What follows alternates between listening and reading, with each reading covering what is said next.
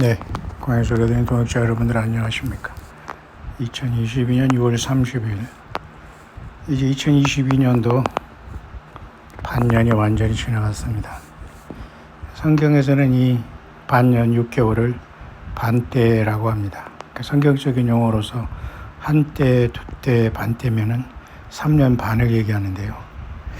다니엘서에도 한때, 두때, 반때가 나와 있고요. 요한계시록에도 한때, 두때, 반때가 나와 있습니다.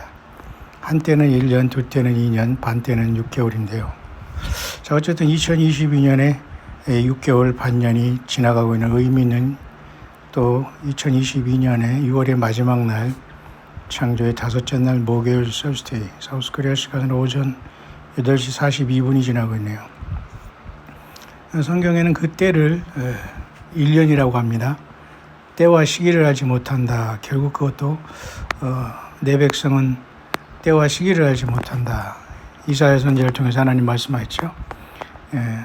공중에 나는 학은 그 길을 알고 반구는 그 지부를 알지만은 그 내 백성은 때를 알지 못한다. 자, 이런 말씀을 하신 것을 우리는 굉장히 안타깝게 생각을 해야 됩니다.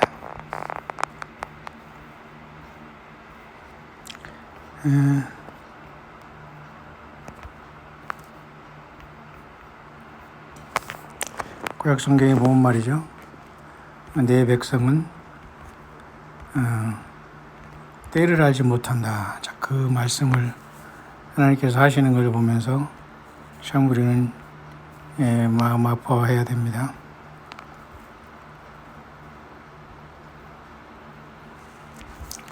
공중에 나는 그죠? 학도 그 길을 알지만은 그죠? 예레미야네요. 예레미야 8장 7절 이사야가 아니라 그 말씀이 생각나는데요.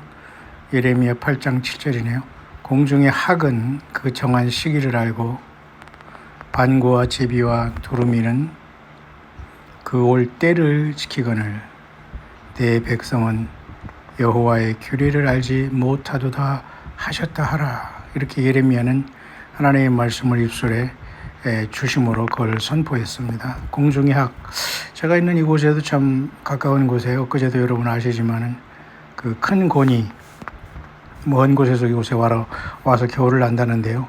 큰 곤이들이 여기 그 숲에 집을 짓고 또 산란을 하고 잠을 자는 그곳이 여기 있습니다. 그래서 큰 곤이가 백조라는 것도 저는 지금 처음 알았는데요. 곤이 그 다음에 그죠? 두루미, 학 이런 같은 비슷한 종류지만 조금씩 다르겠죠. 하나님께서는 예레미야 선지자를 통해서 8장 7절에 공중의 학은 그 정한 시기를 알고 반구와 제비와 두루미는 반구는 여기서는 산 비둘기를 얘기합니다. 제비, 두루미는 올 때를 알거늘 내 백성은 여호와의 규례를 알지 못하도다 하셨다라. 우리가 한 사람 한 사람이 신이 된 선악과를 알고 하는 나무의 열매를 먹고 한 사람 한 사람이 신이 됐어요. 왜냐하면 너희가 하나님처럼 될 것을 안다. 그래가지고 거기에 속은 겁니다. 속았지만 인간 모두는 다 귀신이 됐어요. 신. 맞지 않습니까? 그래서 우리는 예수 그리스도를 속히 떠났고 생명을 떠났고 죽음과 그죠? 이 사망에 이르는 거죠. 죄의 결과로. 어쨌든 우리는 예수님 안에서 완전한 주의 용서를 받고 하나님의 자녀들이 되어 예수님과 동행하고 예수님을 경배하고 있으니 얼마나 좋습니까? 저는 이 아침에 잠깐 밖을 내다보는데요. 동북쪽이라고 볼 수 있죠. 거의 동북쪽에 산이 하나 있는데요. 제가 엊그제 여기 광야방에 이사 오자마자 여기 접성산에 올라갔었는데요. 와, 짐들을 5층에 다 별거 아니지만 하나하나 옮기다 보면 굉장히 수십 번 올렸거든요. 근데 궁금해서 이 접성산에 올라가서 봤더니 거기 이렇게 묵상 한번 했습니다만 동북쪽으로 이렇게 산이 하나 있는데 굉장히 높아요. 근데 거기 뭐 유명한 오래된 신라의 고수 그죠?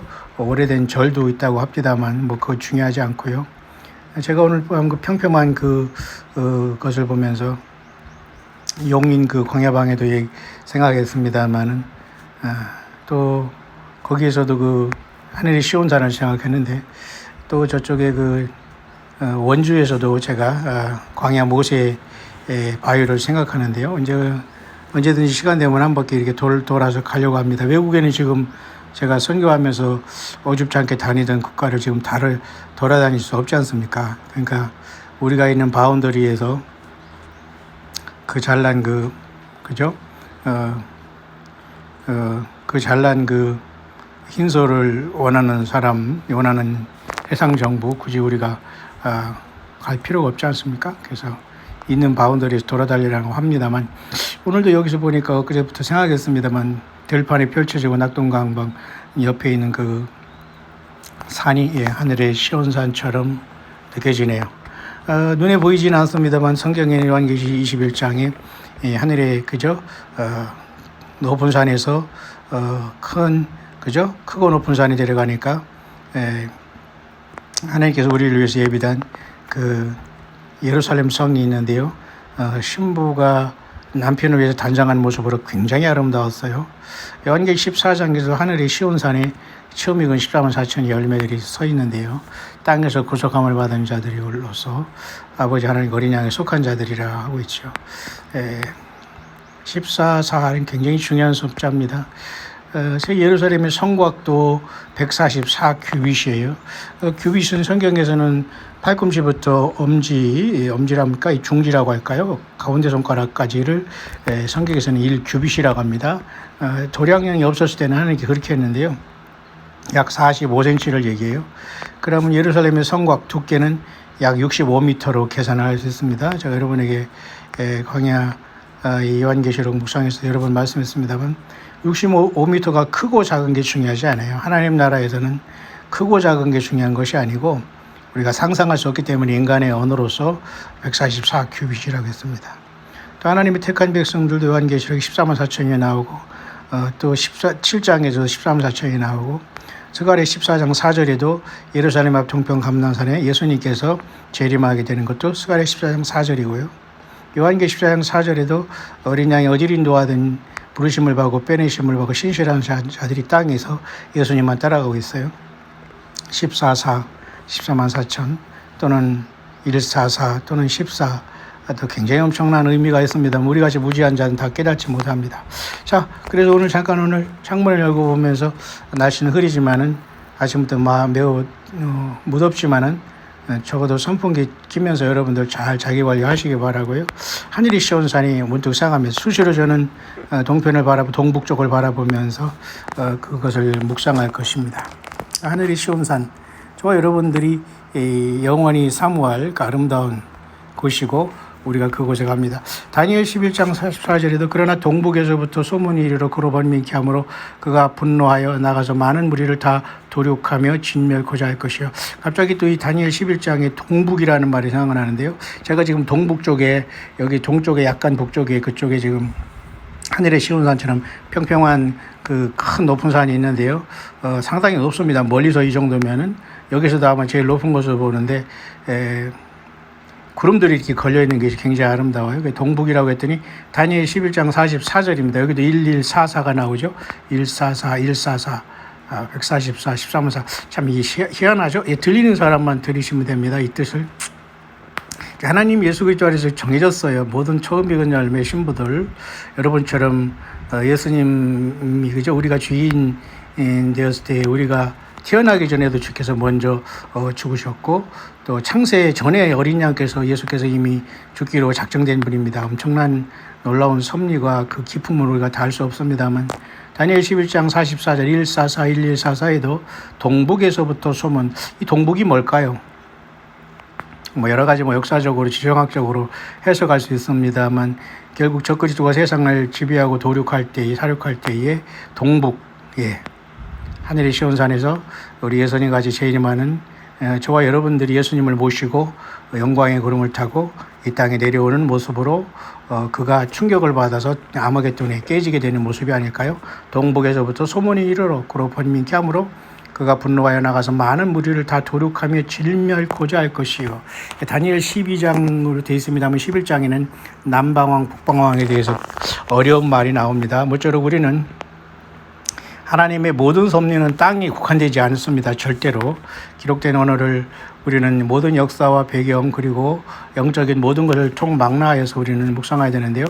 제가 있는 동북 쪽에도 이제 하늘이 시온산처럼 제가 있는 곳에 그렇게 명명하겠습니다. 광야 시온산 여기 있어서 늘 그것을 생각하게 되는데요. 모쪼록 우리 모두가 광야에서 만난 저 여러분들 화면에 있는 그 모습이 제가 광야 시온산으로 명명했습니다. 하늘의 시온산은 얼마나 아름다울까요? 예, 인간의 도시가 사람이 세운 바벨탑 기계 5G 그죠? 모든 그죠? 이런 어떤 그 양자 퀀텀 컴퓨터 이런 것으로 하늘은 구성된 것이 아닙니다. 산이 있다는 게 굉장히 희한하잖아요. 놀라운 것입니다. 영원한 하나님의 세계 예수 그리스도의 본향 우리를 위해서 만드신 그 나라를 사모하면서 잠깐 오늘 하늘의 시온산을 생각해 봤네요. 동북 결국 하늘의 시온산에서 동북 쪽에서 우리 그죠? 지상의 예수님이 이 교회를 대동하고 휴거된 교회를 대동하고 요한계시록 19장 11절에 하늘이 열린 문을 통해서 내려온 모습이 아니겠습니까? 자, 모쪼록 우리는 잠깐 아침에 광야의 일기로 잠깐 아침을 시작합니다. 요한계시록 14장 내가 보니 어린 양이 시온산에 섰고 그와 함께 14만 4천이 섰는데 그 이마에 어린 양의 이름과 결국 예수 그리스도로 충만합니다. 예수님 누군가를 알아요. 그래 하나님이 예수님을 통해서 우리를 소유를 삼아주셨고 하나님의 아들을 삼아주신 것이요. 어린 양의 이름이 있어요. 우리 모두가 하나님의 아들들이 되는 겁니다. 그 아버지의 이름을 쓴 것이 있다. 아버지 하나님께서 예수님을 통해서 우리를 아들 삼아주셨어요.